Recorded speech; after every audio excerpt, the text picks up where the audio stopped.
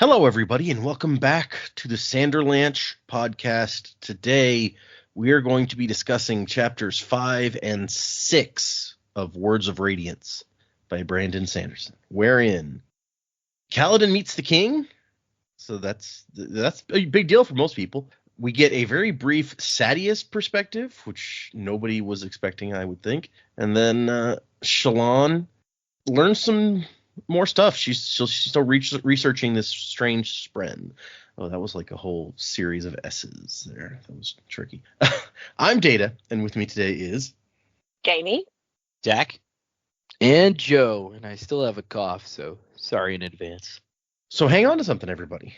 The Sanderlanche is about to begin.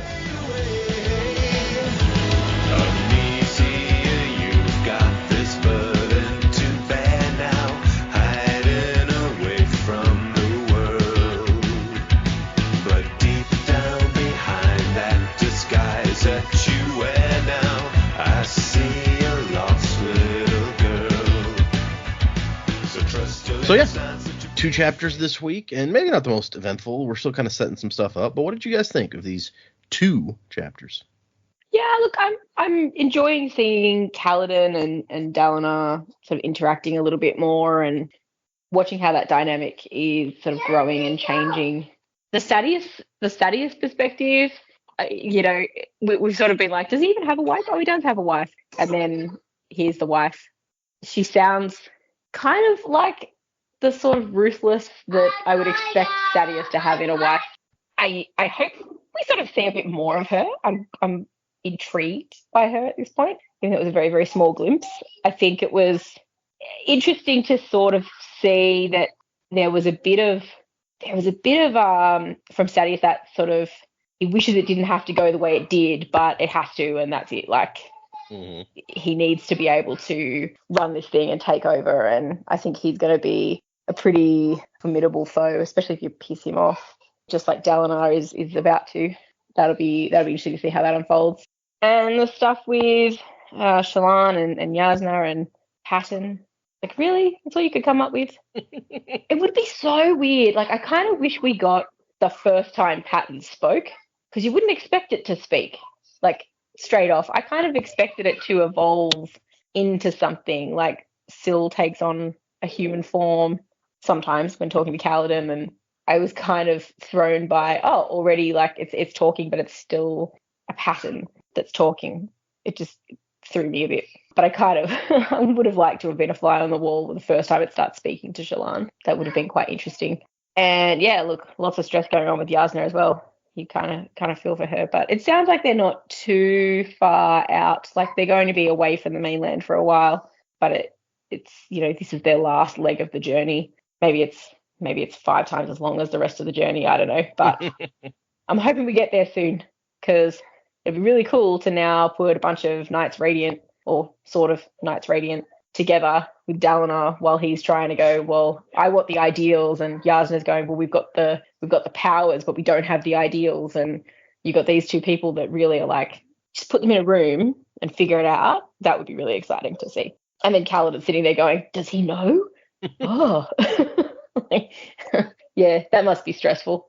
I'm waiting for Dalinar to do the, like, when Harry's wearing the invisibility cloak and Dumbledore's like looking at him. It's kind of like this. I know what's going on here without really knowing what's going on there. So, do we think that he does have an inkling about what's going on here? Maybe not with Kaladin specifically, but he knows stuff is happening. Okay, that makes sense. I mean, yeah, it doesn't seem like Yasna's told anybody about what she can do either. So it's weird that he knows all of these people who are exactly what he's looking for, and no one is telling him. Exactly, yeah. It's probably not something you'd be really comfortable just to come out and say, though. Nah, probably not. By the way, I have these powers now. Well, especially really cool. Given how the church looks on the Knights Radiant, then yeah, it's not something you're going to just bring up unless you're like Yasna and don't give a shit what the church thinks, I guess. True. Although she's still keeping it a secret, but from her perspective, who knows? Maybe it's just like a knowledge thing. She wants to be the only one that knew. But yeah, there's I'd never thought about it before until you said it, but I'm like, yeah, Pattern is not that creative a name, is it? Yeah, it's like, I don't know. This basket that I can see in front of me, we'll call you Basket. You know, it's just like, like, yeah, it's what you are. It's not your name. I hope Patton comes out with a better name. Well, yeah, because apparently it does talk to her, but she doesn't say like, oh, it told me that its name was Pattern. She says that she named it that. So, like, is one day this little guy just gonna be like, oh, by the way, that's not my name. Yeah. Yeah. My name's Jeff. I don't know if you knew that, but that's my name. She's like, why didn't you say anything? He's like, you never asked. That or his name is like Lars, and everyone just keeps thinking he's shouting lies. He's just got an accent. He's just shouting his name. I like that. Yes. Yeah, this is all pretty fun. The Sadius thing threw me for a bloody loop. I'm just like, his name wasn't on that list of perspective people. Once again, that list has lied to us. Did it last time when we had Teft got his. Teft was a perspective briefly, and it's like, no, that wasn't on the list either. So it's like, well, what are we doing here with that list of names? And I'll admit, like, when it's like going into detail about his wife and how she's like the deadliest spy master in the camp, I'm just like, this makes even less sense why we barely heard of her in the first book. All right. I mean, okay, you can make the argument as the spy master, it makes sense that she'd keep to the shadows, but still, like, she's clearly about to become a very important character, and she, like, blink and you miss her entire presence in the last book. Like, come on. But for all that, like, their conversation was really cool, really fascinating. Like, your classic villains, like saying, soon our plan will be complete, or... But with, obviously with more nuance than that. I enjoyed their conversation. I thought it was fun. I liked Kaladin on guard duty for the meeting with the king. Like, it was just fun to see that. Like, it's going to create more and more conflict with Adolin, because Adolin's going to be like, oh, look at this cocky bastard who speaks up in front of the king. Yeah, it doesn't seem like the best look for dark-eyed Kaladin. He doesn't know his place, apparently. Yeah. Like, it was really fascinating. It was good to see just Kaladin's instincts are just still there. He's still, dismissive of the authority of the Bright Eyes, and it's coming out at even these rather unfortunate junctures, which is going to cause more problems. But so I get the feeling we're in for another book of Adolin going, you can't trust this person, and Dalinar going, but I'm gonna. Hopefully it'll bear more fruit than him trusting Sadius, at least. I was gonna say it didn't work out well last time. Yeah. But yeah, and then Shallan stuff was fairly interesting, but I think more of a backseat to some of the other stuff like we read earlier. Although, yeah, I was interested to see Patton and just some of the things that he can do. I do like lies from the Yalb. That was a fun line. So yeah, and then the bloody cliffhanger to end that on. Yeah, right. Jamie mentioned that they were just, they're almost there. They're getting close or whatever. And I was like, well, I mean, assuming that whatever is at the end right there isn't going to be relevant, but yeah. Bit of a cliffhanger. I gotta admit, I forgot that line. Yeah. I kind of thought, I wonder if something's going to go wrong in these chapters last time, but it was after predicaments, because it was when you said, oh yeah, 5 chapters for next time. Like, 5? That's an unusually high amount. They've got to be shorter, and that means shit's got to go down. Interesting. Yeah, am I spoiling things by saying something like that? I don't know. But you kind of got to tell us how many chapters we're going to read, though it's not going to work otherwise. That's a fair point. Yep, hadn't taken that thought train that far. Yeah, okay. Yeah. It turns out that absolutely nothing happens. It's just there's 5 chapters of everyone saying everything's great, everyone's happy. So, why was there screams and smoke? Yalb tried to light a fart on fire again. Yalb. Kaladin's chapter is just going to be him sitting around trying to figure out just the right design for their new patch. It's very important to get it just right. Yeah. Oh, that reminds me, something else I should bring up about the Kaladin chapters. Fucking Moash.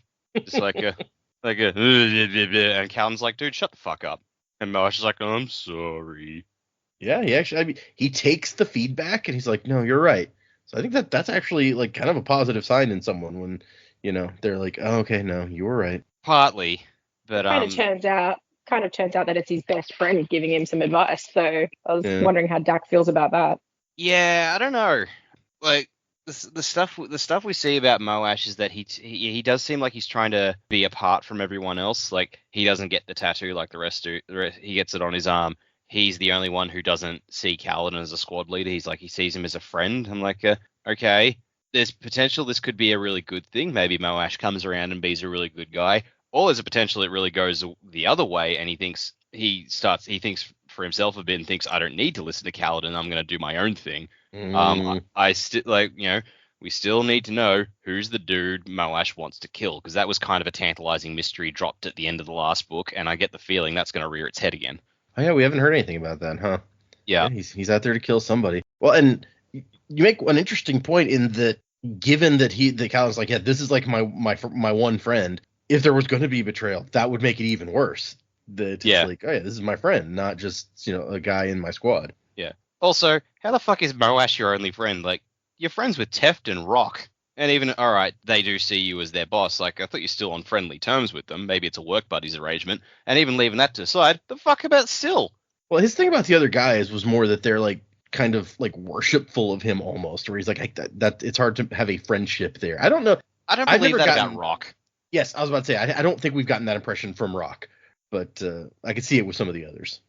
Even Teft, I can kind of see it, but not to that extent. So that could be Kaladin inflating it in his own mind, but... It's true. Yeah. Teft is a bit of a grumpy bastard, so that it's hard to combine those two. It's like grumpy old guy and worshipful don't really go together. Yeah. I mean, Teft is kind of his mentor in radianting. Oh, that's true, too. I hadn't thought of that. Yeah, I like these chapters. Now, I feel like not a ton happens. We get some perspective, like in so far as dialogue and some information as to what may be taking place. We get a lot, but mostly these chapters to me seem to be set up for stuff to come into the effect later. And so I do like the Kaladin stuff. The Sadeas perspective was not expected, and I'm kind of like, it was almost too what's the word? It was almost too mustache twirly. Yeah, like it was like very Lady Macbeth. Like, oh yeah, I've got my machinations together, and nobody knows I have these spies because I'm so secretive and done the best at what I do, bub. And like, it just didn't fully realize to me. So it was okay, But yeah, like I wasn't like over the top impressed with that part. Other than that, the Shallan stuff is very interesting. I feel like we're getting a lot of good information, maybe some inaccurate information, but time will tell on that. We'll talk about that when we get there. But yeah, I'm excited to see what happens for sure. I mean, this is just more setup for hopefully interesting things to happen. Yeah. There's definitely some setting up stuff here. You're not wrong, and there's but I feel like there's some fun little moments and details. Yeah, basically you're right. Okay, well I guess let's move into these two chapters then. Before the chapters we talked about it last time, but in case you guys hadn't seen before we actually read it, you got the tattoos and the new Bridge 4 uniform insignia, and it's interesting to me how much you can change these glyphs and still have them mean the same thing. And it kind of shows, like, here's the traditional glyph and here's the stylized version of that same glyph, where you're like, I see how you get one from the other, but they're so different that it's hard to imagine that you would see these two things and get the same meaning from them immediately, which it just must make it very hard to read glyphs in general, I feel like. But our first one is ideals. And Navani's journal in this one says, the sign on the wall proposed a greater danger, even than its deadline. To foresee the future is of the Voidbringers. So yeah, we hadn't hit on that last time when we saw like this thing is coming in this many days. I think that it's easy for us to forget from our perspective that, like, philosophically, that's a meaningful thing to them, is someone predicting the future that is bad. Witchcraft. Burner. A duck. She weighs the same as a duck. She must be made of wood. Wood? And thus... She's a witch! Yeah. Oh, boy. And then my favorite bit is at the very end when they weigh her and they're going to burn her. She's like, tis a fair cop. Yeah. It's like, they got me. Yep. Can't argue with that sort of science right there. Yeah. It's good science. The chapter starts with a crier who is out here walking around. He got the king's words written down, which means it's a she because, it can't be a dude. Dudes can't read. So we get the very last bit of the thing, and then Kaladin's like, do it again. And he's already made her repeat it 3 times, and so she's kind of annoyed about it. But basically, the proclamation, I don't think, is much new to, well, a little bit new. So Dalinar's High Prince of War. We knew that was coming. But part of his attempt to, like, take he said he was going to take the High Prince's games away from them, is that from now on, all gem hearts will be collected by 2 High Princes working in tandem, and they will be the property of the crown, and the crown will distribute the riches as he sees fit. So that's a pretty big difference to how shit works out here. And I can see why the other High Princes, would be upset about this sort of thing, where they're doing all the work and the king gets the money. And so Dalinar's going to set up a rotation of High Princes and basically dictate who should be working together based on strategy. And so finally, the word is out. The proclamation has gone out, and Kaladin and his crew have now heard it, and they're like, wow, no. Dalinar was not joking. They're really going to hate this. Yeah, guess you guys have got your work cut out for you. Yeah, you get to be the ones having to bodyguard Dalinar while this is going down. Aren't you glad you took this job? Maybe we can get all the various assassins to come at the same time and fight each other. That's strategy right there. Yeah, that's using your ass. Yeah. It's like you work harder, work smarter, not harder. Mm-hmm. And then it's time to go off and bodyguard. And I like the note where he's like, Colin gave us requisition rights from Camp Quartermaster. So Rock, as our quartermaster, I want you to take that extra room and pack it full of food. And Rock gets a giant grin. He's like, full? How full? Very full. He's so excited. And Mart is like, hey, no shells in there. And Rock's like, oh, don't you want to be strong? I want to keep my teeth, thank you. I will fix 2 things. One for the brave and one for the silly. You may choose. Oh, I love Rock. He's the best. Well, all I hear when he was doing this was McBain. my new movie is a comedy. It's called McBain. Let's get silly. I could see that. Yeah, Rock's accent changes on occasion in my head, like what I feel like he sounds like. But I could totally see that. Yep. Yeah, just the hopelessly inaccurate, like Germanic, Slavic, Russian, like stereotype that you get out of Hollywood. Yeah, exactly. Completely to generic. me, he sounds like, yeah. This is an inside joke between me and Data, but to me, he sounds like Bjorn. Yeah, I could see that too from our D&D game once upon a time. Mm-hmm. Yeah, nice. Yeah, we were just talking about before the record started. Like my son is going to see Bad Boys 4 with his uncle tonight, and Joe was saying how he's like, I didn't see Bad Boys 3, didn't like Bad Boys 2, which I liked Bad Boys 2, but it's got the one guy who, what's his name? Peter Stormare. Who, that guy. Yeah, he has that quality of like Russian, German, whatever. Just like throw him in there, he'll do it. Yeah, he's good. He played a good devil. Yeah, he did. Constantine. I mean, not as good as the nihilist in The Big Lebowski. But sure. Yeah, we come back tomorrow. We got off your Johnson. Yeah, he's in Bad Boys 2 as a Russian, and he does a funny job of it. But Johnson. What do you need that for, dude? But your Johnson. In the parlance of our time. In the parlance of our time. This is a big case. There's a lot of ins, a lot of outs. A lot of strands in the old duder's head. Yeah, a lot of strands in the old Duderino's head. Oh, watched that movie in ages. It's a great movie.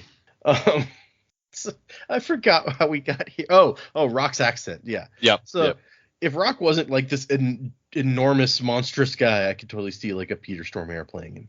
Yeah. Anyway. I still picture him as Dolph Lundgren. Yeah, no, that makes sense. Dolph Lundgren, like He-Man era Dolph Lundgren, or are we talking about like Expendables era Dolph Lundgren? You know, I've never seen the He-Man movie that he was in. I should at some point, just so I can say I've seen it. Yep, you should. It's ridiculous. But like, no, I sort of picture him more as his Ivan Drago phase. Ah, okay, very very fit. Got it. Yep. Yeah. I don't know why, because they're definitely different movies, but when everybody talks about Masters of the Universe with Dolph Lundgren, it makes me think of that Warlock movie from the 80s, which is a way different movie. Yeah. But just like, it gives me that same vibe. The vibe. Yeah, I totally see what you mean. like I think one of them reused the other one's sets or something, or Maybe maybe there's more to it than I thought. yeah. I like Warlock Guy from Mortal Kombat though. That's a good movie. I wouldn't say that. It's good for when it came out. It was fun.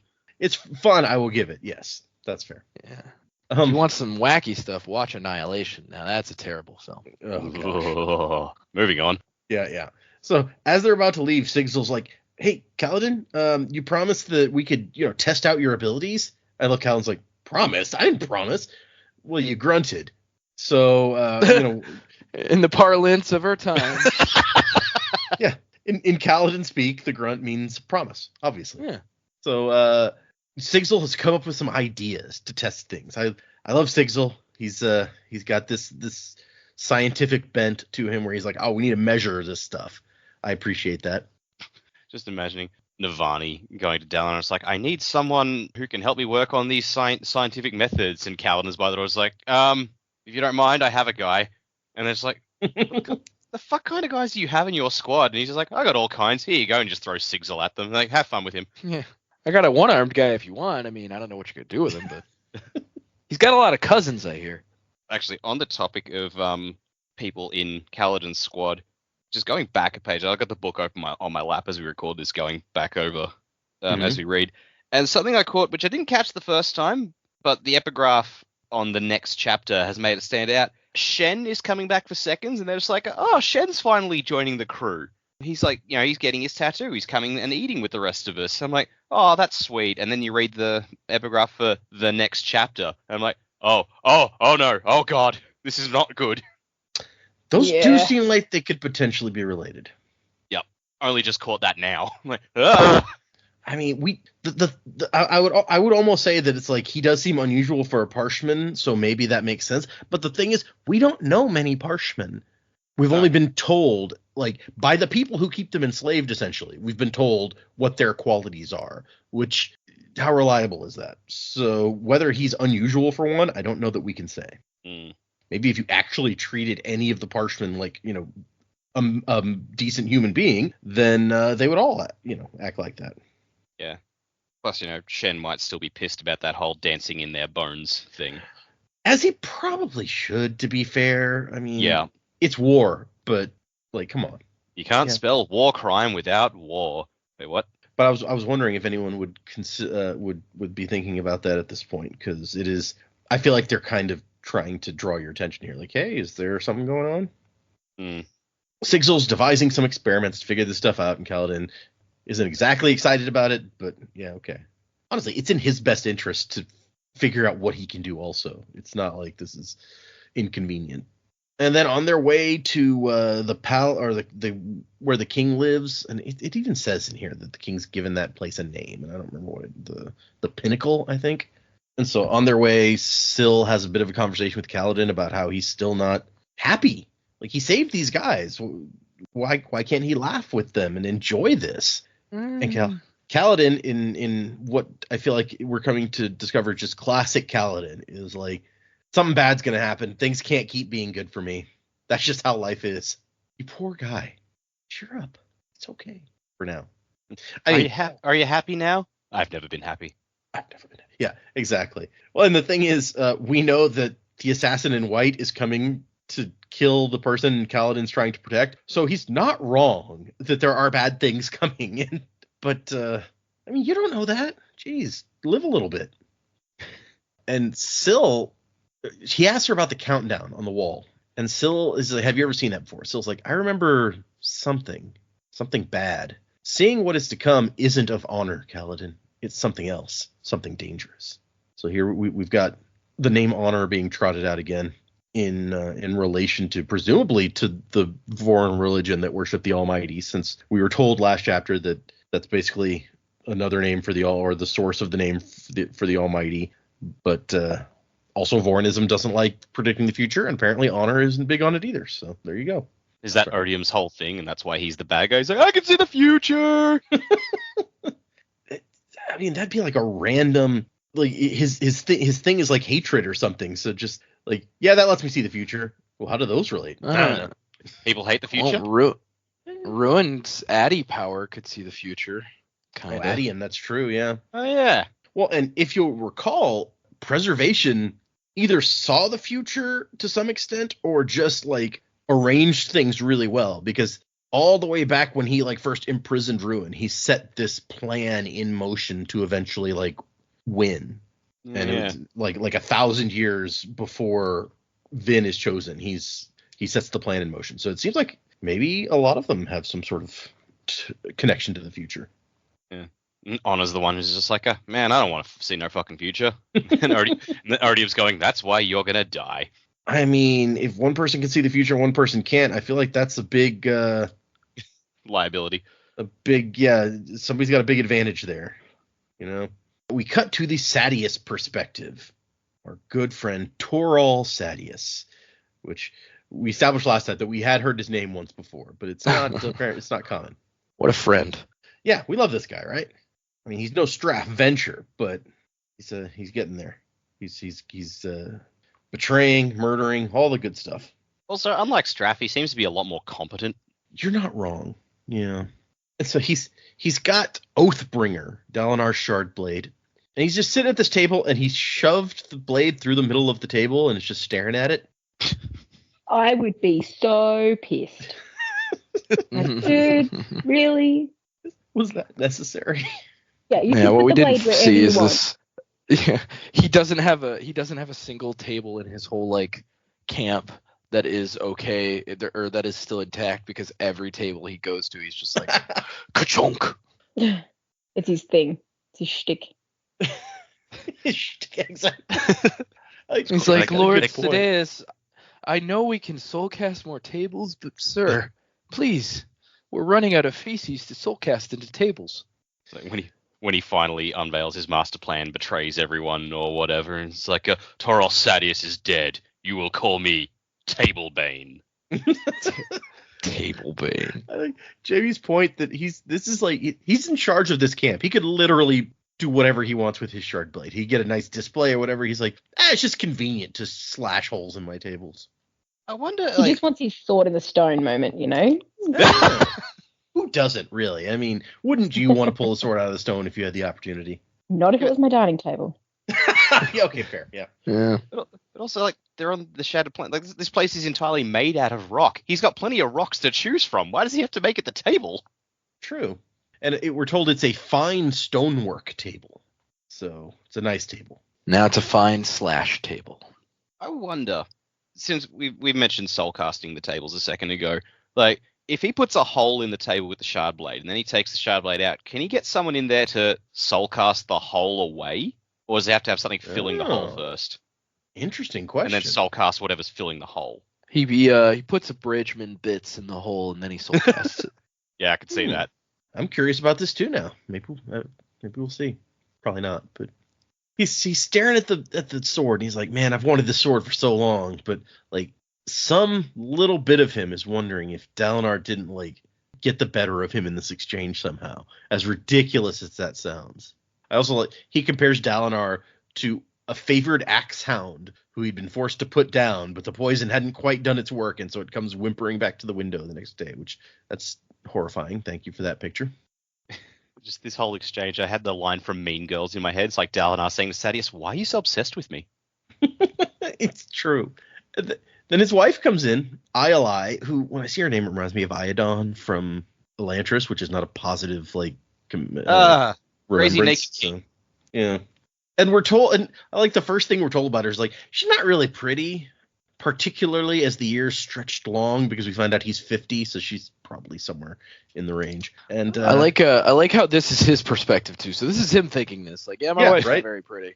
She's just, you know, she's good at what she does. He does seem to love her for who she is, though. Yeah, right? They're a match made in hell. And she's just like, you've destroyed my table, I see. She's not thrilled, but she's not mad about it either, necessarily, I guess. And Dalinar is recruiting heavily, and I've taken the opportunity to put some more of my associates among the staff of his war camp. Soldiers? What do you take me for? That's way too obvious. So she's getting spies into Dalinar's camp. And Sadeas's perspective is like, I mean, Dalinar should be dead, but since he's not, at least we can depend on him to basically destroy himself with stuff like this stupid proclamation. But then Sadeas brings out that he's like, you know what? I don't like this. I don't like what we've been doing. This stupid game out here. I want war, not hours of marching on the off chance we'll find some little skirmish. I like back to the days when we were conquering this kingdom. That's what I want. Conquest, the only thing that made him feel alive any longer. The only time he felt like a youth again. So yeah, he's going to start a war so he can. It's a midlife crisis thing. I need a war to make me feel good. Yeah. Hey, I've been there. Midlife crises. Some dudes buy cars. Some get dogs or alpacas. Some just need to wipe out a kingdom and claim it for themselves. That old chestnut. Man, an alpaca as your midlife crisis. I like it. I was thinking of Modern Family. Never watched Modern Family, but now I want an alpaca. Not really. I don't think that would go well. They probably smell. Dalinar wants to play politician now, which is unsurprising. He always secretly wanted to be his brother. And so he's going to fracture the kingdom. And then with blood at my feet and Dalinar's own sword in my hand, I will forge a new Alethkar from flame and tears. Which there's a very dramatic, I don't want to say villain declaration, but it sounds kind of villainous.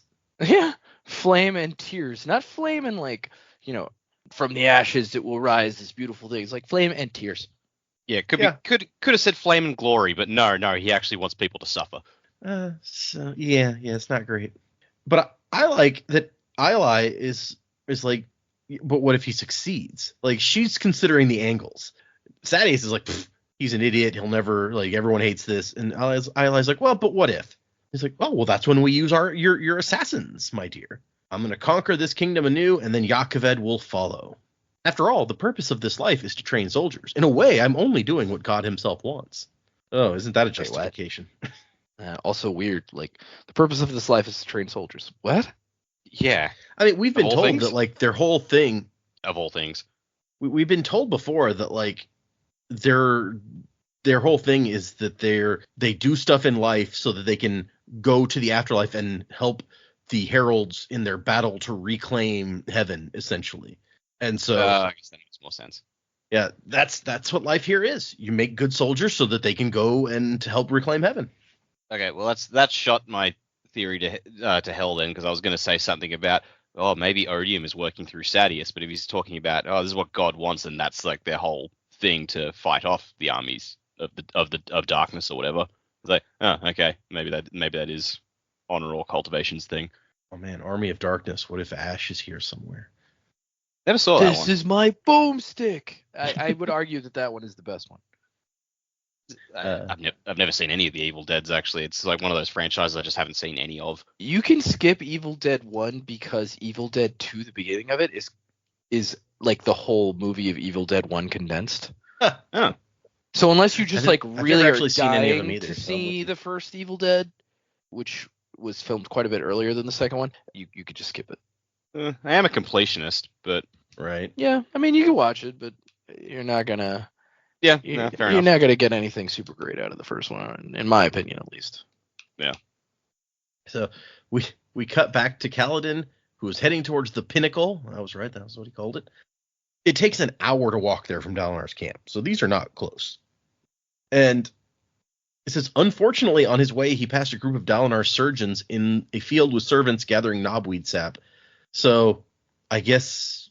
some people know about that. Maybe it's just Sadeas' war camp where they keep it a secret and sell them at an outrageous cost. I think we've established that Sadeas isn't a top bloke. Yep. Probably doesn't encourage, honorable action among his camp people either, probably. So, and I love that Kaladin's like, you know what? I could have asked to join the surgeons when Dalinar took me in. I mean, I have the expertise. I probably could have gotten us all jobs with the surgeons. Why did I do this? Huh. He's just like we said before, he's building to that moment where he can just say to Dalinar and Navani, it's like, oh yeah, we've got like the scientific guy on my team. And they're like, who else is on your team? Oh, well, we got the big chef who fed Sadeas shit. I'm a medic. We've got the pasturing dude. We got all kinds. It's so true that they have all kinds, and I feel like this is something that should continually surprise Dalinar, where it's like, Oh yeah, we got one of those. Just a running gag, Dylan. I was always just like, oh, I need one of these guys. And Kaladin's like, I know a guy. And then if there's somebody they don't have, he's like, hold on, Lopen, do you have a cousin who does that? I don't have a guy for that, but I have a guy who might have a guy. I have a guy who knows guys. I have a guy. Let me talk to my guy. Actually, quite a powerful little network Kaladin's got going there. Plus, we don't even know what other soldiers are now like in with him as well that they're going to train up. That's true. Yeah, a lot of skill sets coming into play. I mean, honestly, we don't even still know everybody from Bridge 4, I don't think, because just in this chapter we heard about Mart and Eth who are on their way with Kaladin. I'm like, have we met Mart and Eth? Yeah, I thought they were new. Yeah, and that don't sound familiar. And what secrets are they hiding? Because we know that there's also like an armorer among his guys who helps with the armor. So yep, that's right. They got a blacksmith. So yeah, what secret skills are these guys hiding to pop out at the right moment? I think Brandon is specifically just saving some Bridge 4 people and their secrets so that when he finds he needs something later, he can be like, oh yeah, so and so does that. Yeah, we've got this guy Jethro. He's an astronomer. All right, now you're just fucking with me. It's like this guy's a Chol breeder in case we need that, or a Chol rustler. We met the one guy in the wagons way back that was a Chol rustler, but he didn't end up in Bridge 4. Maybe he went up in another bridge. Yeah, I mean, I think he could have. We don't really know. He's probably long dead if that's the case, but it would be funny if like all of a sudden like this guy just comes around and was like, remember me? We were in the cage together. And Calvin's like, no. I'm the guy who stole the whole herd of Chols? Come on, yeah, you must remember me. That was quite the caper. You telling me you don't remember? Cal's like I wasn't there for your caper. We were in a box. They call me the Choldung Man. You don't remember this? Oh, that's Rock. Oh, right. We already have one of those. Pick a different nickname. I'm the Chol lover. I mean, breeder. I mean, whoa. Well, this isn't going well, but you know what I mean. And he's like, I'm going to go take myself to the Chasm of Honor now. Of all the characters who could come back from... Really, we need, what's his name? Wacky Vaclav or whatever Dak named him. Yeah. Wacky Vaclav. She'll go 300 hectares on a single tank of kerosene. Whammy Wazzle. Put that in H. There's all sorts of characters just waiting out there to revisit. Yep. So yes, as they approach, they meet up with some of the King's Guard guarding, the entrance to the pinnacle. And Callan's like, hey, soldier. And technically this guy is like a lower rank than him, but also he's a light eyes. So it's like, how do you... And the guy's just like, hey, I heard you held a bridge practically by yourself against hundreds of people. How'd you do that? And this is where Moash is like, you want to find out? Step up, bro. It's like, whoa. Calm down. Angry young man. Yeah. And it totally reminds me of just like one of those college like dude bros, half drunk, just looking for a fight for any reason. Yeah. Yep. I've seen those guys. And Callan's just like, hush you. And then quiet you. He goes, I got lucky. That's it. And the soldier's like, yeah, that makes sense. All right. See you later. Big gulps, huh? All right. Well, see you later. Kaladin just kind of stares at the guy until he goes, sir, take that, light eyes.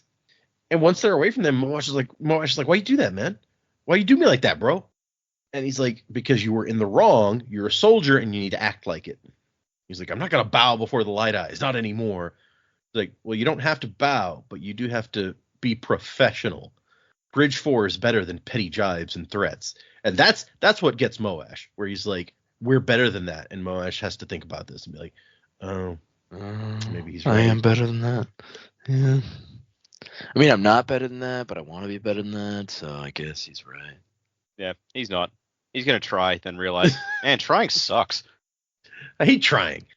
Yeah, there's an old little green guy who said, do or do not. There is no try. And I like the way he thinks. I'm just going to do not. You gave it a try, and you failed miserably. The lesson is, never try. Fucking beat me to it. I was just waiting. I was like, all right, as soon as I finish the Yoda Court, I'm going to bust in with Homer, and then you... I actually had a glass with the picture of Homer saying that on it at one point. I don't know where it might have gotten to. Nice. And Syl's like, oh man, why does Moash look so angry? Cal's like, look, when I took over the Bridgemen, they were like caged animals who'd been beaten into submission. Now the doors are off the cages, and it's just going to take them some time to adjust. And eventually Moash comes up. He's like, I'm sorry, you're right. I'm not going to pretend I don't hate him, but I'll be civil because we have a duty, and we'll do it better than anyone expects. We're Bridge 4. It's like, yeah, okay. Yeah, dude, bro, Bridge 4, woo! Beer bong. Come on, dude, be my bridge bro. And so Kaladin gets here. He relieves Scar and his team from duty guarding Dalinar, and then just like strolls into the chamber where the king and Dalinar are meeting or talking or whatever, and starts like directing the guards different places. It's like, Moash, you see what's that on the other side of that door? You guys watch out there. And then Dalinar's like, yeah, that's a balcony. It's 100 feet in the air. There's no other way onto it, so you don't need to worry about that. And Kaladin's like, good to know. I want 2 men out there guarding that balcony. And Dalinar's like, I just said you can't get to it from the outside. He's like, yeah, so that's why I'd try to go that way if I was trying to sneak in here. And Dalinar's just kind of amused by this, and the king's like, yes, good. I loved that moment where Elhakar's like, oh, I like this one. Well, yes, because Kaladin then is like, hey, are there any secret passages into this room, Your Majesty? And the king's like, well, I mean, if there were, I wouldn't tell you. And he's like, well, but if there's secret passages, then those are the first places I will suspect someone sneaking in. So, like, I kind of need to know if you want me to protect people in this room. And that's when the king's like, I like him. Why haven't you put him in charge of your guard before? And he's like, wait, is that a captain's insignia on a Dark Eyes? When did that start happening? And after that, just like walks off and does something else. And then Dalinar's like, I need you to know the king is very worried about assassins. Kaladin's like, yeah, okay, good. A healthy paranoia makes my job easier. I didn't say healthy, just paranoid. And then there's they have a thing about how he addresses Dalinar, and Dalinar's eventually like, you're an odd one, son. And Kaladin's like, the normal ones are dead in the chasms, sir. Sadeas saw to that. This guy can't not be dramatic, I swear. He's like, It's don't extremely you tell dramatic. me about being weird. I'm the one that's alive.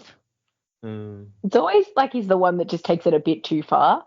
It's Yep. like, oh yeah, I remember you've got a really dark past. Okay, We let's saw leave that all of there. those flashbacks last time. Yep. Yeah, He's like, well, all the ones I called Lord betrayed me. It's like, oh, okay, cool. Dalinar inquires into that no further. Just like, Yeah. okay, then.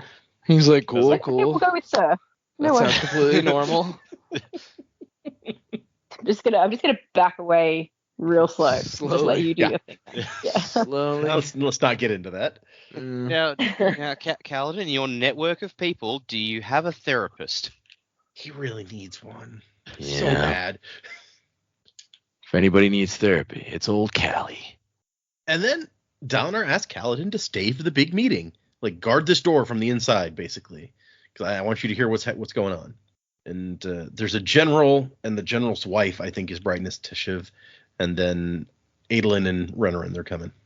Don't let anyone else in. And then I love Kaladin's like, I got to train the guys later, because they got to understand that when a Light Eye says, don't let anyone else in, they don't literally mean that.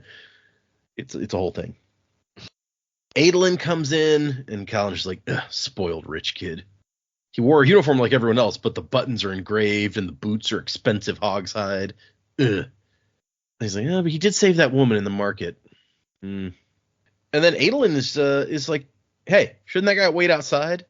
And I was like, no, I want him here for this. There's also a weird little note here where Syl finds a paperweight on the writing desk in this room that has a weird crab thing. It's like a piece of crystal with a weird crab thing trapped in it. One with wings. And he's like, oh, that's weird. All right. Yeah, It's a crab spread. like crabs are one of many animals. Though. It's like I'm glad don't have wings in our world, so this just doesn't sound very good to me. I mean, if you I don't think need to be like- about an insect, it has an exoskeleton. It's basically like a tiny crab. Yeah, that's true. Interesting. You know, I don't need to be, having a leisurely stroll on the beach and all of a sudden a crab flies in my face. That's true. True. Yeah. I mean, what is a scorpion but an arachnid crab? You know. Yep. Imagine a scorpion with wings. Yeah, that would be terrifying. I think they found some fossilized ones down here in Australia not long back. I am not at all shocked. Yeah. You guys got some wild stuff down there. Yeah. So I found there's a quote from one of the guys who does like illustration work for Brandon's company and for some of the books, and he talks about designing sort of the environment of Roshar, like thematically. And he says the major mandate for the entire Rosharan environment is coral reefs above water. We leaned into it hardest in the first book, partly because we were still working out what's what, and partly because Brandon wanted to put the design theme up front. So the Luxspren and Windspren are evocative of fish and schools. The Prickletak rock buds are actually shaped like branch coral, and the leaves of the stumpweight trees are seaweed. Markle trees, which I don't remember being mentioned, have clamshell leaves. Axehounds are turtle-faced lobster dogs. Chull are giant hermit crabs. And sky eels are so moray that they've even got pharyngeal jaws. So they're like moray eels flying around in this world. I forgot about the sky eels. Yeah. Which, if anything, may be more horrific than flying crabs. Yeah. It makes me think of the starting area for Blood Elves in World of Warcraft. There's lots of like flying magic eels there. I don't remember if I ever played a Blood Elf. I played a Night Elf the first time I ever played it. Blood Elves I liked because they were one of the only horde races when they first came out that could play paladins. Okay, back into the thingy. Adolin is like, we barely know this guy, and Dalinar's like, well, we have to trust some people, Adolin. If there's one person in this army I can guarantee is not working for Sadeas, it's that guy. Which, yeah, I mean... Yeah, not even Adolin could fight that one. He saved your life when Sadeas tried to kill you all, so come on. Saved your life? No, you didn't. It's a good quality X-Men quote. And this is where Kaladin is like, does Dalinar know something about me? He didn't see me with Stormlight. He's practically unconscious. He doesn't know, right? So this just made me think, we spent all of book one just going, Kaladin and Dalinar are going to meet. Kaladin and Dalinar are going to meet. And so on, all the way through the book. So now it just seems like this whole book is going to be, Kaladin's going to reveal to Dalinar that he will become a Radiant. That he's a Radiant, so he can help Dalinar reform them, right? All the way through the book. Not until the very end does he find out. That would be hilarious, actually. Yeah. And so he's like, by the way, boss, that thing you're trying to do, yeah, I can bind surges or whatever. I'm one of those guys. I'm one of those guys you're looking for. I've been here the whole time. Yeah. My bad. He says it while standing on a wall. Yeah. Dalinar comes around the corner and Kaladin's standing there horizontal like, and like, hey boss. Oh, what awkward. the fuck? The Taylor Swift music's playing in the background. Been here all along, so why can't you see? Wow. So the meeting starts, and they're discussing the proclamation and how everybody hates it, as they knew that they would. And apparently Dalinar had originally planned to also proclaim that they must follow the codes or face seizure of assets. And Dalinar's like, that's still going to come. Maybe we should have done it all at once. Well, when you've got an arrow stuck in you, it's sometimes best to just yank it out in one pull. And Kaladin's over here like, no, that's a terrible idea. It's like, no, you're not thinking, but I probably shouldn't correct his metaphor. It's fine. Yeah, right. And the king's like, oh man, do you have to say stuff like that? Jeez. And as they have the discussion, Kaladin's like, man, I expected the king to be less whiny to Syl. And so Adolin's like, we need to form our own coalition because Sadeas is going to gather a coalition and we have to counter him. And Brightness Teshav is like, divide the kingdom in two? How would starting a civil war help the throne, especially one that we probably won't win? And Dalinar's like, no, we're gonna do this. I'm determined to see that we turn Alethkar into a real thing. And Kaladin's over here like, man, he's just like, Dalinar acts like he's the king and everyone else just goes along with it. Is he like is the king just like a puppet? This is kind of messed up. Is it like Amaram pretending to be cool while secretly like taking whatever power he could get? And then there's a moment where it's like Dalinar talking about how he has to treat the high princes like children. You got to punish new recruits who aren't willing to obey orders. And the king's like, I think you'll have a hard time spanking obedience into the high prince's uncle. The king said dryly. For some reason, he absently rubbed at his chest. I wonder why. And that's when Kaladin decides to get involved in the conversation. He's like, you should disarm them. And everyone's like, excuse me? Yeah, I mean, sorry, but if your squad is giving you trouble, you split it up or you take away their weapons so that they're easier to control. And Dalinar's like, well, we can't literally take their stuff away because the way our system works is the soldiers swear allegiance to their light eyes, not to the king. So only the high princes are sworn to the king. So any control over their soldiers has to go through the high princes, basically. But what you said about disarming them is actually what we have in mind, to some extent. It's time to take the lock off of Adolin's scabbard, as he puts it. They want Adolin to start dueling again. And Adolin's like, oh, hell yeah, I am so here for this plan. And the king's like, so we're going to try to humiliate them? Well, no, it's more about we're going to bet our shards against their shards, and when Adolin beats them, we will take all their shards. Because that's a hell of a plan. Yeah. Adolin goes back to his room. Dear diary, Daddy finally did it. He let me off my leash. It's going to be sick, bro. And there's a moment where Dalinar's like, yeah, we may have to shame them into fights. That'd be easier if somebody could track down Wit. Like, we need his insult power here. Never underestimate the power of a good insult. And so that's part of the plan, is we're going to have Adolin start taking shards from other people so that House Colin controls the shards. But at the same time, they're going to work politically to try to unite the other high princes and get them to see what the advantage of really unifying the country. And then the king points out that Sadeas and the other high princes are going to try to hurt us, but the way that they think, they're not going to go straight at us. They're going to go for the people that we care about. Are you going to put your sons at risk? Or my mother? And he's like, yeah, you're right. I hadn't thought of that. And then he drops the bomb. Also, I'm going to refound the Knights Radiant. Just FYI. And no one likes this statement. He's like, it's on my to-do list, by the way. And I'm like, wait, no, that doesn't sound good. You're going to try to rebuild a sect of traitors who gave us over to the Voidbringers? This is bad. And he's like, no, I have to do this thing. And Elhokar's like, why? He's like, it's just what I have to do. What do you want me to tell you? He can't say, like, the voice in my dreams told me to, but he doesn't have any other answer for it. And that's when Kaladin's still over here like, oh my gosh, he's talking about, does he know about my powers? Oh no. And the meeting breaks up, and Dalinar comes over to talk to Kaladin. He's like, you know what? Elhokar's right. They're going to try to hurt my family. That's how they think. I'm going to need guard details on Navani and my sons at all times, your best men. And Kaladin's like, look, there's only like 24 guys in Bridge 4. Those are my best men. Some of those guys won't even fight, honestly. I can't keep guard details running on all of you all day. And so Dalinar's like, look, you know what? Actually, here's what we do. I need you to train up your men. And the problem is I need more men on the battlefield.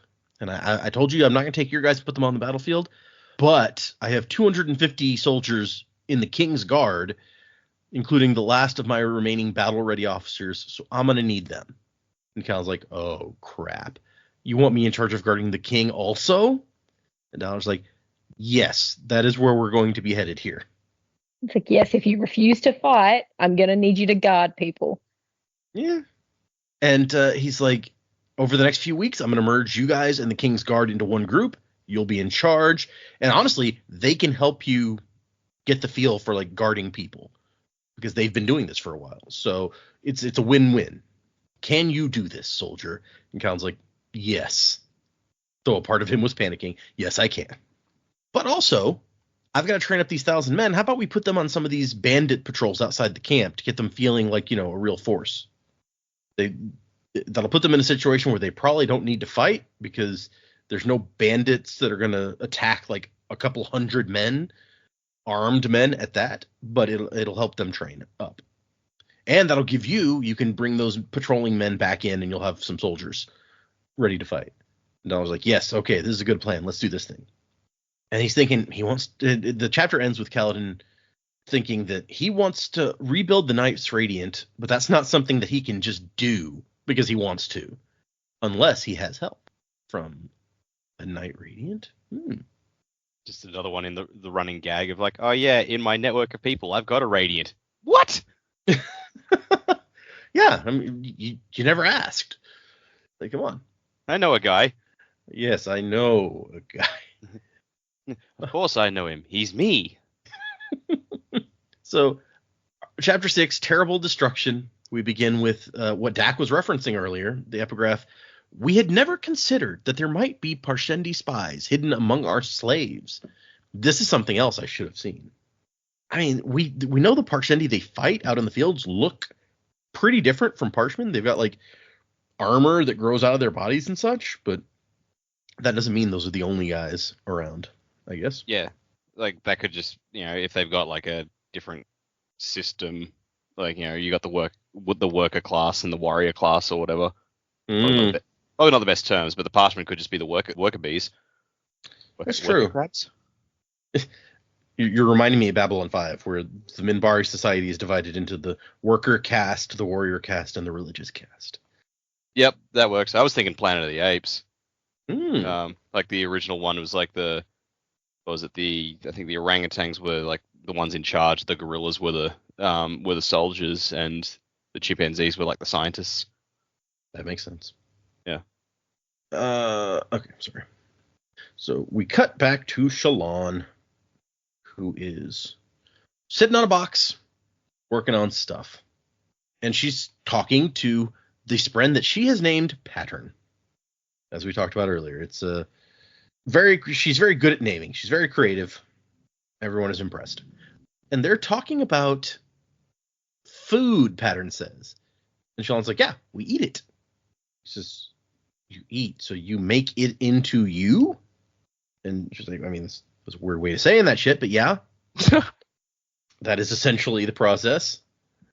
And evil. He's outraged. Terrible destruction. Which, hey, there's the chapter title, Terrible Destruction. Who knew that it would be that? And she's like, no, this is how we survive. Everything needs to eat. And he's like, no, terrible destruction to eat. We also find out that in this section that before now she's just seen him as a pattern moving like on the surface of things or in the surface of things. Here he can lift himself off of the surface and form a ball of swirling darkness with the lines of the pattern twisting away inside. So that's kind of a level up that somebody was talking about earlier, where it's like Syl could look human. He can look like a ball of darkness with lines inside. It's not creepy or anything. And so we find out that she's been working with him and making notes, just like Yasna told her. But it's strange because like simple things seem difficult for him, but he actually grasps like complex things easily. Abstractions come to him easily. He asked me, why you, why B? And she said, to find the truth. And he was like, oh yeah, okay, I get it. And so they talk about remembering. He's like, why are you writing this stuff? And she says, to remember. And he's like, remember. And she's like, yeah, it means, how do I explain this? Okay. And she tries to explain it. And he's like, I cannot remember. And she says, oh, well, what is the first thing you do remember?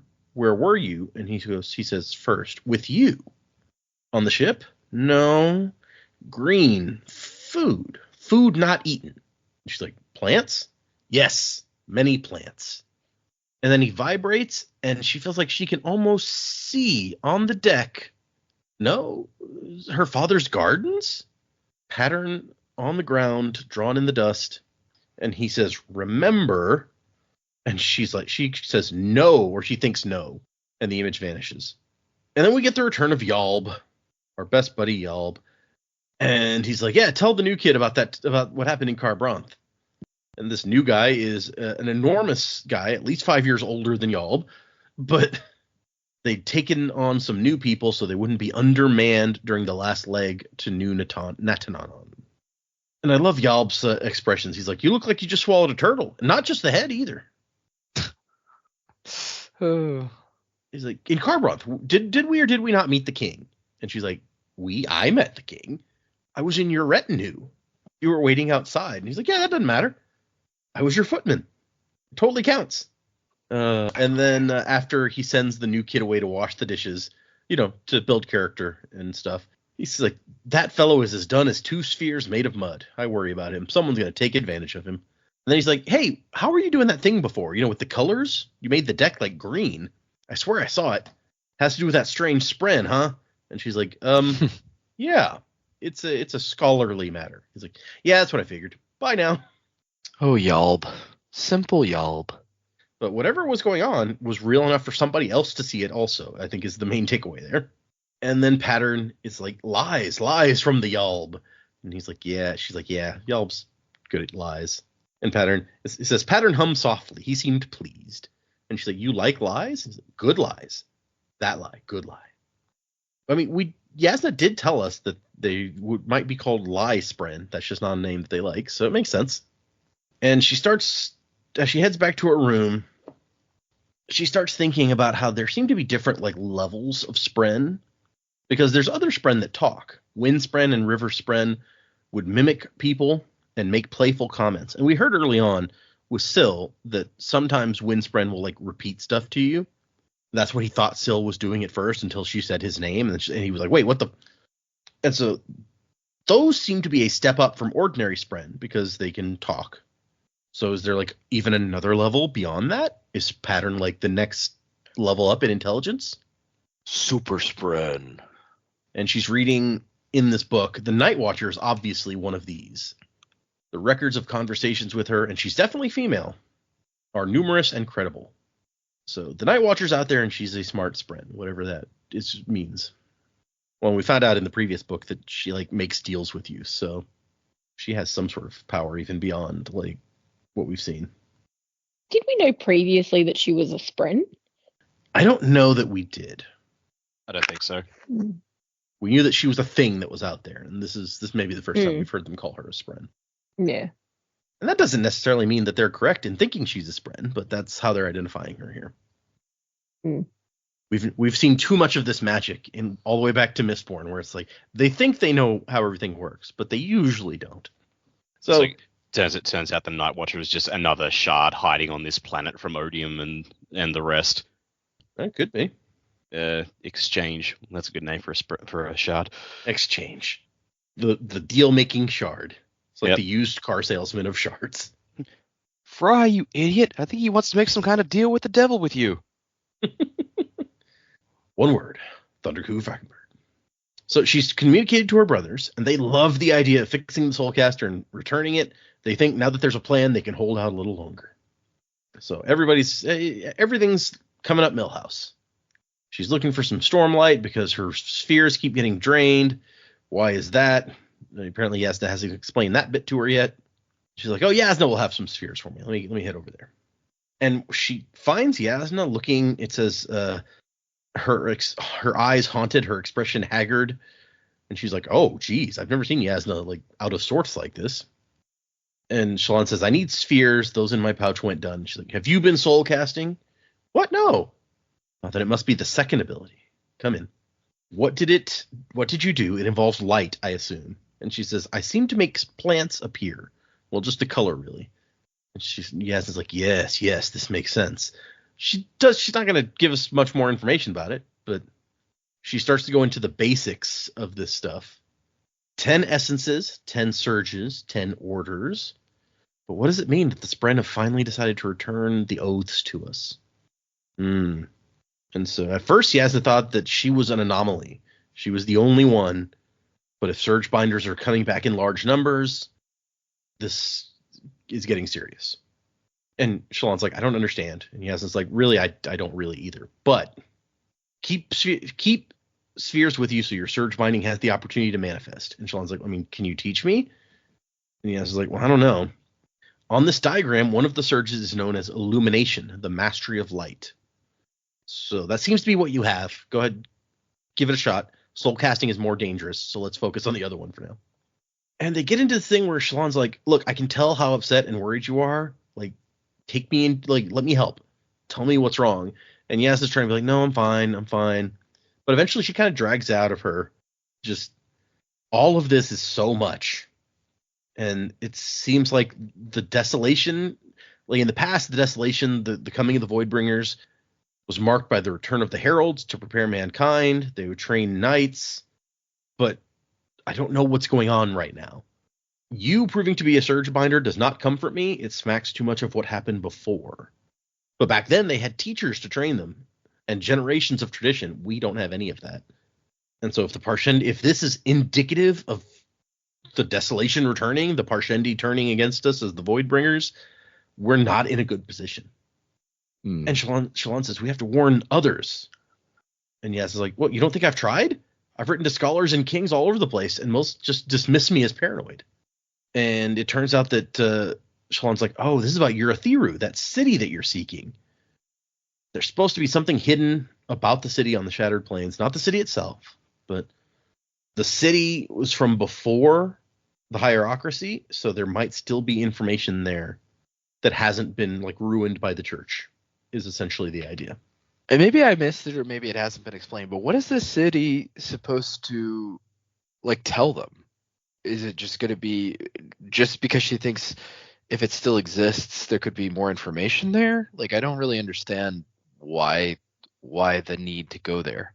Yeah, that seems to be her idea. Is in the last section we kind of learned about like all of their historical records were rewritten by the church to support their view of how the way they say things happened. And so a lot of it is unreliable, especially in regards to the Knights Radiant, because the church didn't like them. So they don't have much historical record to explain how the Knights Radiant did whatever they did. But this city was home to the Knights Radiant. It was their base, and it disappeared before the hierarchy, before the church started changing histories. So unchanged information might be there that could help, is her thought. Okay. And so they're going to try to convince the Alethi when they reach the Shattered Plains to get rid of the Parshmen, but Yasna is not hopeful about that. Our society has become far too reliant upon them. Shallan's like, well, we'll do it. We'll find Urithiru. We'll convince everyone to listen. And Yaz is just like, the optimism of youth. Okay, well, among the Knights Radiant, there was an order known as the Light Weavers. I know precious little about them, but of all the sources I've read, this one has the most information. And she gives Shallan this book called Words of Radiance and says, go, read. And then she's like, I'll sleep. Stop trying to mother me. I don't even let Navani do that. And Shallan's like, okay. And then Shallan goes back to her room, starts trying to read, but falls asleep. She's like, maybe I can dig back into my studies tomorrow, refreshed. And the final line of the chapter, she awoke to screams, shouts, and smoke. And that's the end. Smoke. So fire on a ship, not a good thing, generally speaking. Hopefully that's not too serious. So those were our 2 chapters. Let's move into predicaments. What do we think is coming up next? And I will give you guys the names of our next chapters. Give me a second to pull that up, so you can try and predict. We are reading 5 chapters for next time, so a bunch of names here. They are 7, 8, 9, 10, 11. The chapters for next time, there's chapter 7 is Open Flame, and chapter 8 seems to have 2 names. It's called Knives in the Back, but also Soldiers on the Field, which that's a first for us. Chapter 9 is Walking the Grave. Chapter 10 is Red Carpet Once White. And then chapter 11 is An Illusion of Perception, which brings us almost to the first set of interludes. I think there's 12 chapters in this first part of the book, so we're going to almost hit the end of part 1 with these. So predicaments. Where are we going? What's going to happen? If you can even remember all those names I just said, you can use them to help you. Yeah, okay. I mean, Open Flame, and given that we're finishing with Shallan wakes up to flames, I'm going to guess that boat's on fire. How the boat's on fire, don't know. Maybe Patton's a little fire starter. Oh, that would be horrible. Yeah, look, the boat's on fire. There's actually no good way to do that. That's right. I made this for you. Pattern tells me to burn things. Oh, God. Yeah, a bit creepy, but sure. Why the boat's on fire? Don't know. Maybe this mystery guy was in the kitchen and trying to do a little extra and went a little too far cooking something. I don't know. He's a spy, an assassin, spy. trying to get to Yasna. Yeah, I don't know why or how. the boat's on fire, but that's probably what I'm predicting there. Really, it's really, really out there, I know. Knives in the back and soldiers in the field. Could be in relation to then sort of Kaladin taking over the Kingsguard, merging that in. Maybe something doesn't go quite as planned, and some of his soldiers do actually end up back on the field. Yeah, maybe if they're guarding Adolin, for example, and Adolin goes into one of the assaults on the plains, they'd have to go with him because they're guarding him. I don't know if that would work that way or not, but could be. I feel like it's probably too early for Dalinar to completely betray Kaladin. I don't think he would do that deliberately, but perhaps circumstances thrown a certain way might not help that. I don't know. Walking the grave. No idea. Red carpet once white. No, got nothing. An illusion of perception. Got nothing. Oh, I will Little say. To go off yet. Random note here. Red carpet once white is, I think, the shortest chapter in the entire book. So, not that I think that will help you with your predicaments any, but it's an interesting note. Red carpet once white. I mean, it probably suggests a whole bunch of bloodshed, right? Like, there's a lot of knives in the backs and walking graves, and I think something pretty bad's going to happen. Yeah, but what that looks like, I don't know. Maybe someone does actually make an assassination attempt on the king, or there's a lot of stuff. People are coming for Dalinar. What's his name? Seth is going to be coming for Dalinar. People are writing threats on his walls. Sadis is pretty mad, along with the other high princes. Like, something's going to happen. Don't really know what though. Yeah, I don't have a lot though. Realistically, nothing new that we haven't already talked about anyway. Sort of got hopes for where everyone ends up and what happens, but in terms of predicting that, I don't have anything new to go off this week. No, fair. We get information this week, but not a lot big happening. I guess maybe the end of that chapter where it's like, oh no, they're screaming and smoke. That may be the biggest thing that could give you something to predict. And I mean, as you pointed out, the direction that you can go with that prediction is pretty obvious. Yeah, I mean, you could also go the other way. Maybe she wakes up to a whole bunch of fire in the cognitive realm or something. Oh. So yes, there's screaming and fire, but maybe it's not as straightforward as what we think. I don't know, but I feel like it would be likely that the ship is on fire. Also, that would be really bad. That would be really bad for their journey. And there's no port, there's nowhere for them to stop. If someone was really trying to get to Yasna, we've already had, Kabsal, the man with the jam plan, coming to figure things out with, how to get rid of Yasna. It wouldn't surprise me if there was another attempt, and we're better to do that in a place she couldn't run. She's already tired, exhausted, and scared of what's coming. If someone was really hell bent on making an attempt on her life, getting her out to sea and in a situation where she doesn't feel unsafe necessarily, but the people around her aren't strangers, and all of a sudden you got this new guy in there. I don't know, he's a bit suspect. Why introduce him to just be like, yeah, Yalb's telling a lie?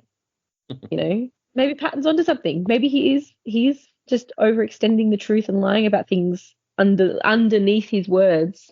He's not being honest. So, which would be disappointing because I kind of liked Yalb.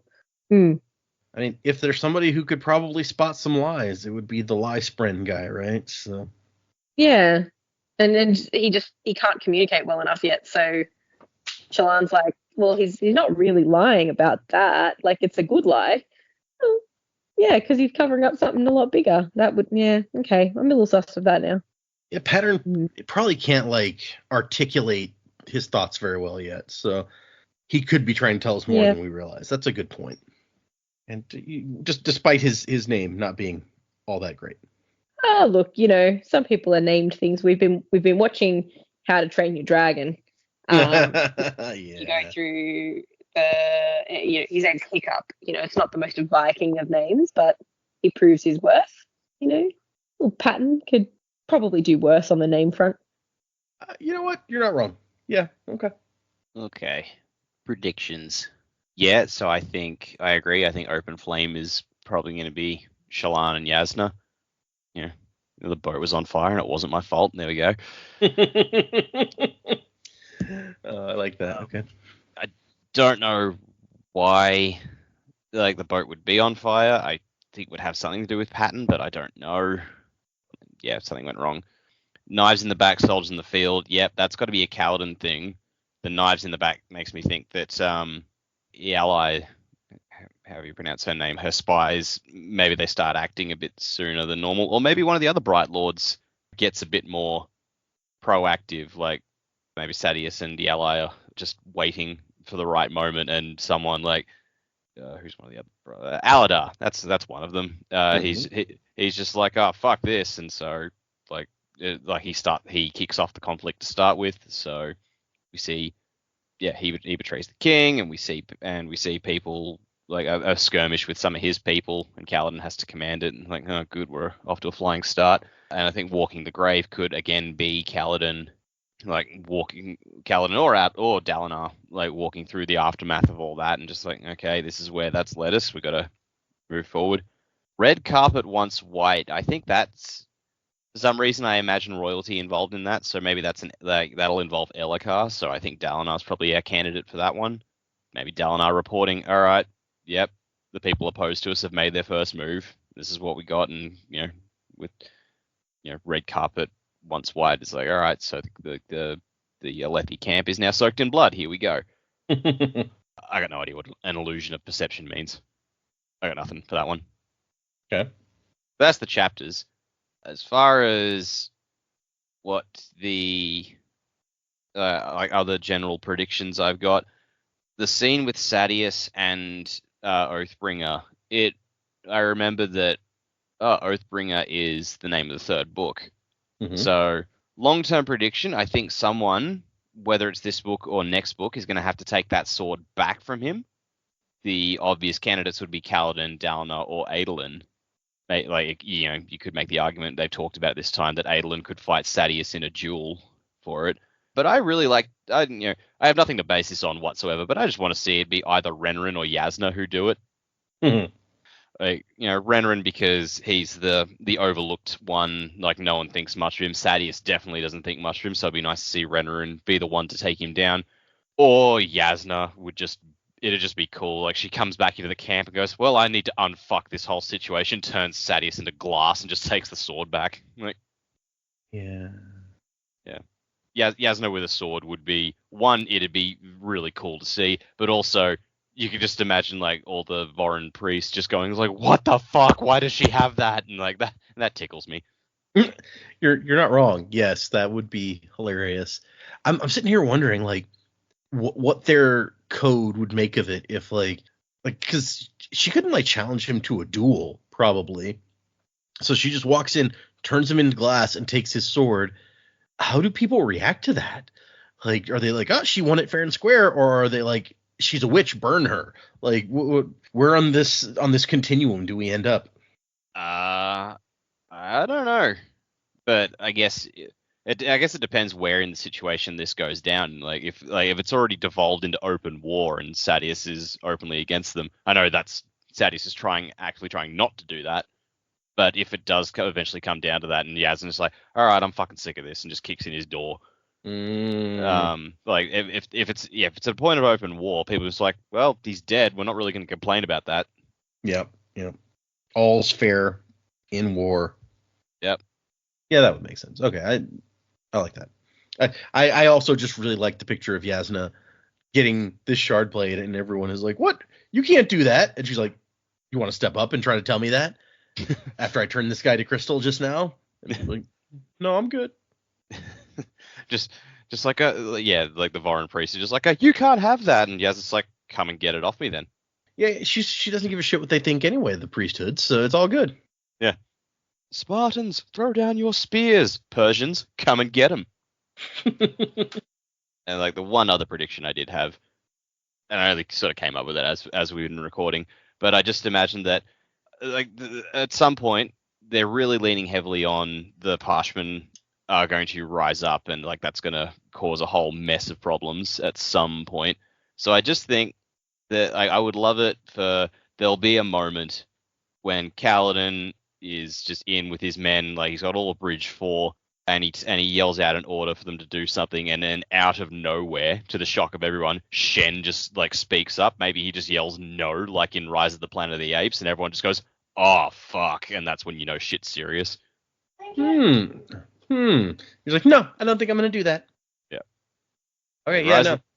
Rise might be the weakest of the Planet of the Apes trilogy, but that moment was phenomenal. Rise of the Parshendi of the Apes. Okay, I'm there. Let's take a look at these chapters again. So you said the fire ones first, or flame, or whatever. I mean, yeah, I feel like flame, yes. Open flame, yeah. I feel like that has to be a reference to our most previous chapter when she's like, I wake up and smell smoke and fire. Now, I kind of liked my original predicament, I'll say here in a minute, but I kind of like Jamie's idea that it's actually like her in the cognitive realm, or she could even be like having a dream of something that happened in the past, and like that's that she's waking up, quote unquote, but she's not actually awake. That would be kind of cool if it wasn't like actually happening, but I do think so. I do think that the ship is actually on fire. I agree that it seemed weird that this guy was introduced by Yalb randomly. And I think this guy is from the king from the city they just left, because we know that guy's bad now. So like he if he knows about what's going on with Dalinar, he probably knows what's going on with them too. That they're also trying to like bring back surge binding and radiance and stuff like that. So he may have sent this person onto the boat to take care of Yasna. Ooh, okay, yeah. And so my predicament is that is actually what's going to happen. Either Yasna's going to die in this fire, or it's going to be so bad that the ship is destroyed and Yasna and Shallan are separated, because things have been going really well for Shallan. She's even said that in her head. Like, man, things are going really good for me right now. And we all know when Brandon's character is like, man, things are going good, that's when things start not going so good for them. So I think that's going to kind of be the conflict here. Either Yasna's going to die in this fire, or we're going to think she's dead, or they're going to be separated. And basically, Shallan will not make it to the Shattered Plains with Yasna, or she won't make it to the Shattered Plains at all. And the kind of like stuff we've been leading to and hoping would happen does not happen. They don't meet up with Adolin. She doesn't meet her fiance or whatever. She may be the one lost at sea, and Yasna makes it to the Shattered Plain. Is like, yeah, Shallan was promising, but she's gone now. And then Shallan's separated from the main storyline, or other way around. Yasna's separated from the main storyline. That's my predicament for this thing that could be happening in this next chapter, possibly. And then the chapter after that was the one with the two titles, right? Yeah, knives in the back, soldiers in the field. So to me, the most recent thing that was reiterated was like, I'm not going to make your soldiers fight in battle, right? It literally says soldiers on the field. So maybe for some reason Dalinar has to go back on that promise he just made or reiterated. Either lack of men or something bad happens and they've got to fight. Like everybody has to fight. And so it feels like a knife in the back. Maybe a knives in the back is like what I can't remember if it was Jamie or Dak who was talking about, like the spies from Sadeas's wife, that could be causing some issues. But yeah, there's going to be something maybe that causes Kaladin to have his men fight, and Dalinar will be upset that he had to break his promise, but he had to break his promise. And then after that we had, what was it? Something illusion? After that is Walking the Grave. Walking the Grave. Okay. Yeah, I don't know. That's a weird one. And then after that, it was something illusion. After that is Red Carpet Once White. Red Carpet Once White. Just because, I mean, the thought would be like red carpet means blood. It was once white, once a white carpet. But we know that Shallan can, I guess, make green or something. So maybe this is a Shallan chapter because it's talking about colors changing. So maybe it has something to do with like her changing the color of something. I don't know. That just seems to vibe with what she's done in the past. So maybe that's what that's about. And then what was the last one? Illusion. something illusion. I keep thinking illusion. The last one is an illusion of perception. An illusion of perception. Again, that one's pretty vague in its titling. I feel like that might be a line somebody says. It sounds like a line maybe that like Yasna or Shallan would say, so maybe one of them are saying it. It's like the illusion of perception. It's like what you perceive, it may not actually be like what's actually in existence. It's an illusion. And so that sounds like a Shallan or Yasna thing as well. Overall, where do I think we're going? I do think that if I'm right about them getting separated in this next chapter by the fire, that Shallan is going to go on a very different adventure from the one we've been expecting so far in the book, and that things are going to not go super great for her. She's going to hold on to the Words of Radiance book, which, you know, is the title of the book, and so that's maybe going to teach her how to wieldeth her power, even if Yasna's not around to help her figure it out. That's going to be kind of like the direction that we go in for the rest of the book, is her figuring out her powers. And I think I've mentioned several times the past Kaladin figuring out his powers. I feel like those are going to be the two main focuses for these two characters, is like learning how to use their surges or whatever. It really does seem like that is an important thing for both of them at this point. Is Kaladin, I don't know if I'd say he's avoiding it, but he definitely wasn't super into the idea of when Sigil's like, come on, we need to go and, you know, figure out how your powers work. But it's like, this is something you need. Yeah. And Shallan, on the other hand, is 100% on board with. She's the scientist or the researcher. She's like, I want to figure out how this stuff. Yasna has to be like, let's not do soul casting. Soul casting is dangerous. Let's try something else. Yeah, I think it's like, and he may have even mentioned that in the book, but it's like it's one more thing they can take away from him. He feels like if he uses his power, like him being a warrior and good with the spear, they can't take that from him. But if he's got something they want, which is this power, they're going to find a way to take advantage of him, aka take it from him. And I feel like maybe that's his hesitation. But you're right, like he needs it. Like he's got to use it, and he's got to figure out how far he can go with it, or it's not going to be of real use to him when things get like really hairy, I feel like. So he's got to figure out how he can kind of like cope with using this power, because otherwise he's not gonna be able to protect Dalinar when it counts, especially if he's going to be going up against Seth. He's not going to be able to protect his men. Like, he's going to have to figure this out. Yeah. And basically, there's no upside to not figuring out what you can do. Right. So it does seem like, despite how hesitant he kind of seems to be, he really needs to. That's like the next important step for him. I agree with you. But I have to say that my favorite bit that you brought out was, it's like Shallan feels things are going well, which means that it can't be allowed to go well for much longer. It's like the actualization of what Kaladin has been saying. She's like, why aren't you smiling and laughing, Kaladin? He's like, because it's gonna get worse. Like, something's gonna happen. Yeah, that's my question. So does that mean that things will be okay for Kaladin? Because he is like, oh no, I'm just waiting for the other shoe to drop. Whereas Shallan is like, yay, things are good. No, one has just had the experience of realism of life and how things can go really bad really fast, and the other one hasn't. Okay. You know, I feel like Kaladin's like the smart reader of a book. They know that the whole point of the book is there's got to be some kind of conflict, or else what is the point of reading the book if everything's just happy the whole time, right? So like Kaladin is that character. He knows, he's almost breaking the fourth wall. He knows shit's gonna go down. He's like, something's gonna happen. So it's not like nothing can happen. Then what would we be doing here? And Fair. So I think like he's kind of the audience portal into the book, of like the brain of the audience member reading the book. It's like, yeah, something's gonna happen. Something bad's gonna happen. And Shallan's like the character that's fully in the book and is like, she's fleshed out, but at the same time, like, she's like, anything could happen, adventure. And then when things go wrong, she's like, how did things go so wrong? But like at the same time, it's like, dude, come on, it's a book. Things are gonna go wrong before they go right. Fair. If they ever go right, jeez. Well, I mean, things started to go a little bit right at the end of the book last time.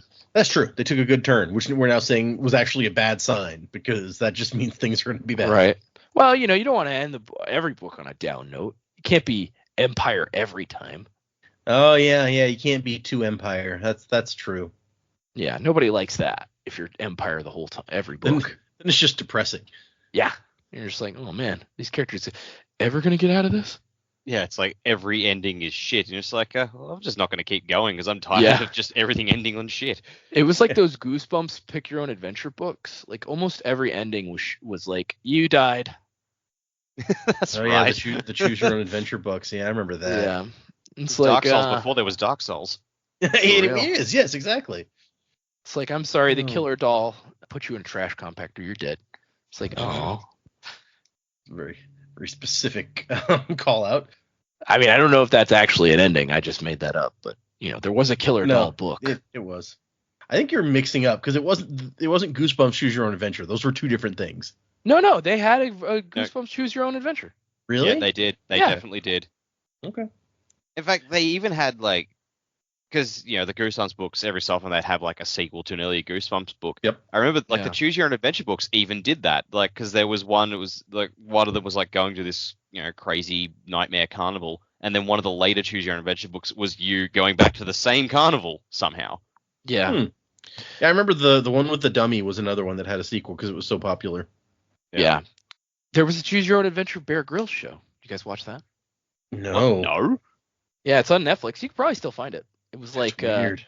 It's Bear Grylls. He's going into the wilderness, and you get to choose. He'll come to a thing. He's like, should I take this rope down, or should I try to find another way down this ravine?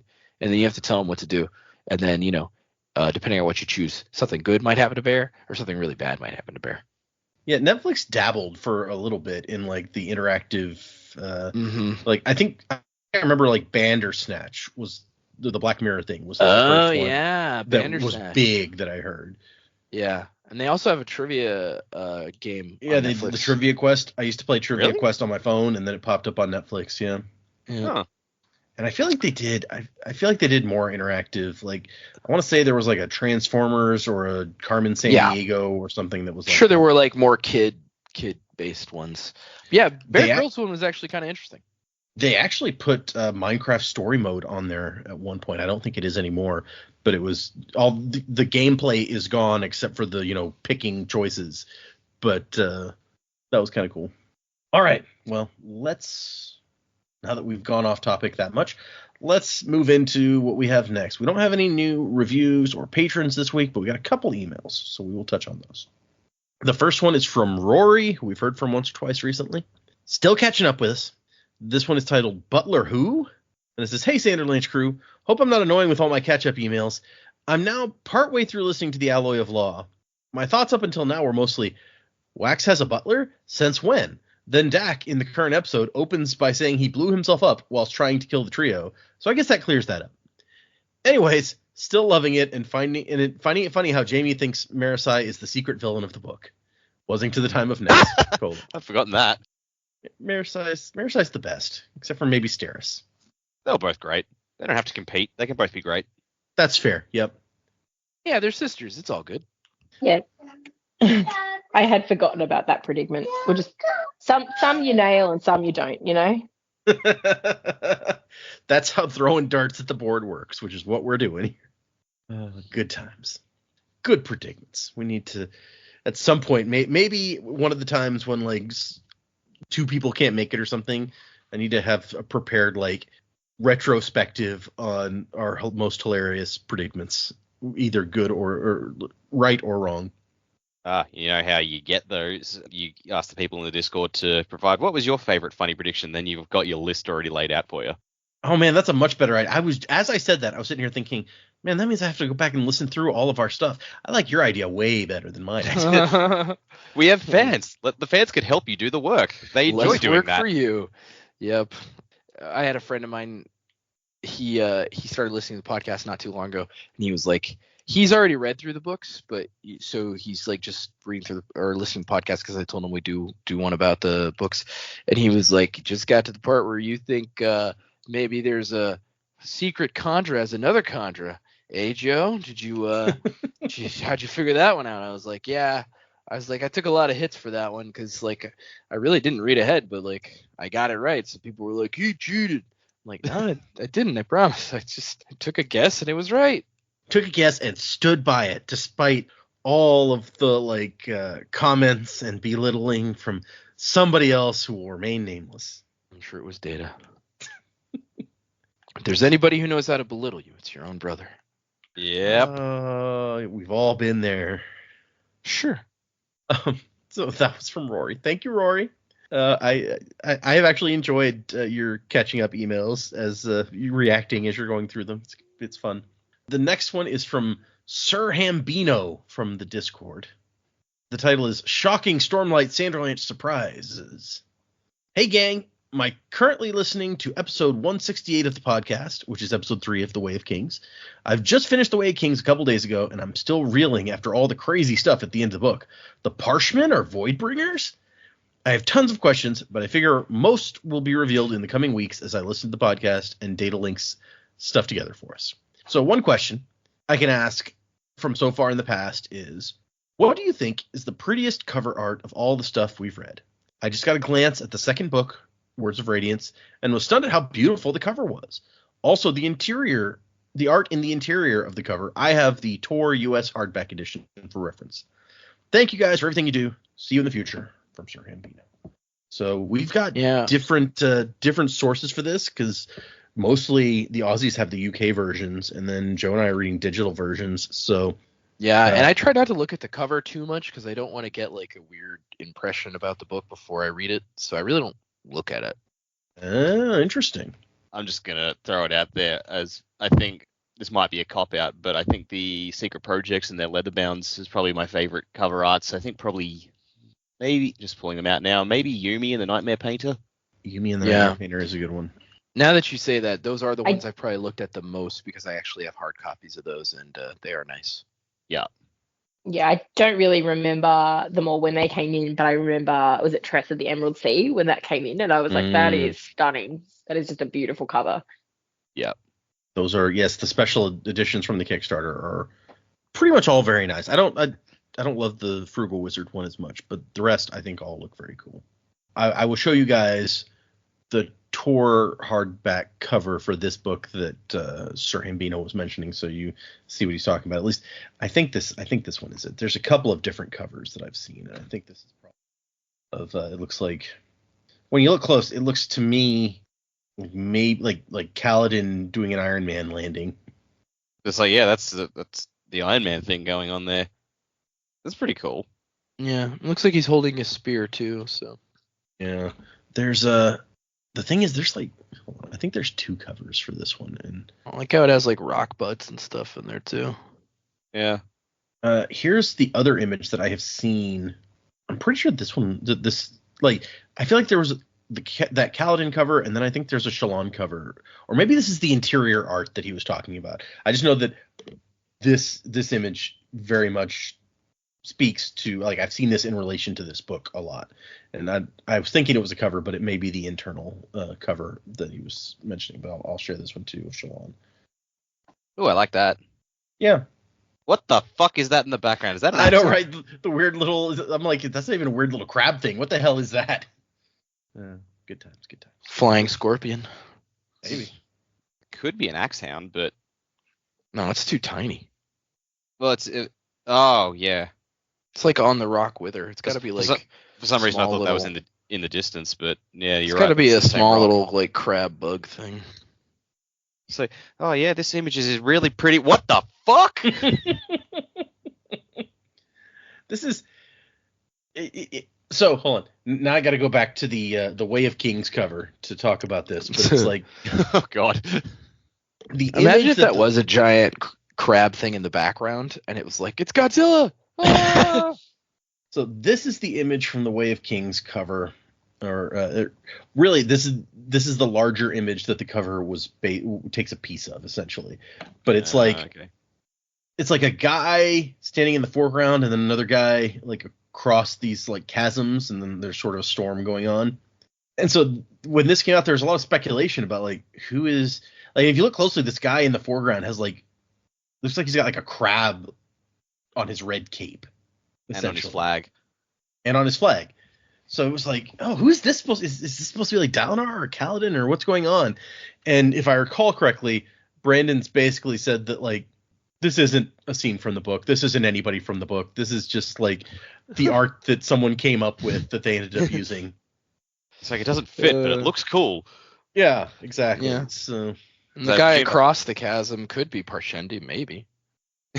He's like, give me back my flag and my cape.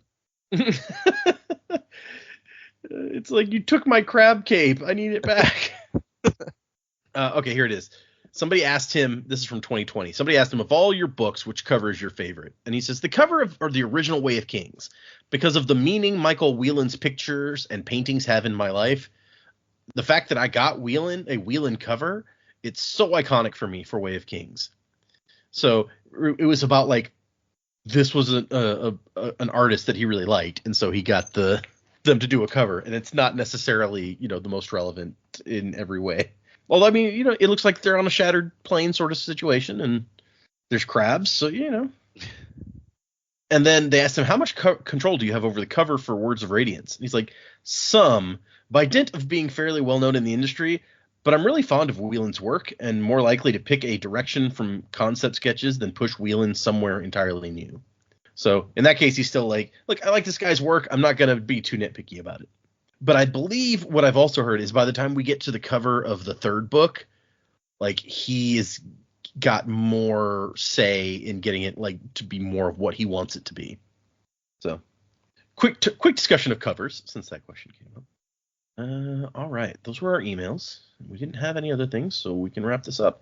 If you'd like to send us an email, like those folks did, the address is thesanderlanche@gmail.com.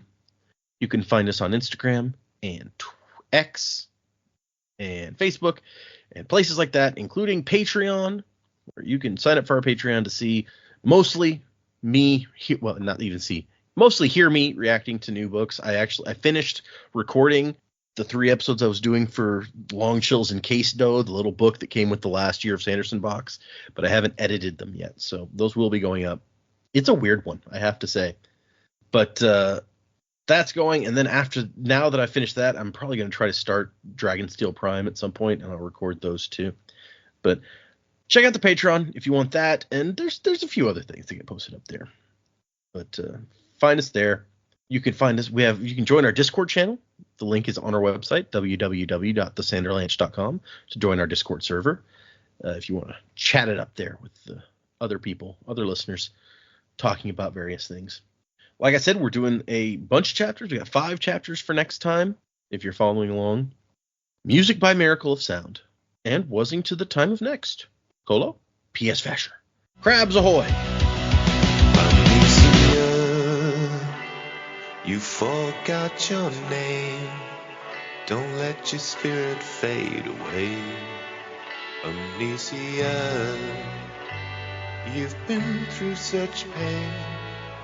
You're growing stronger every day. Amnesia.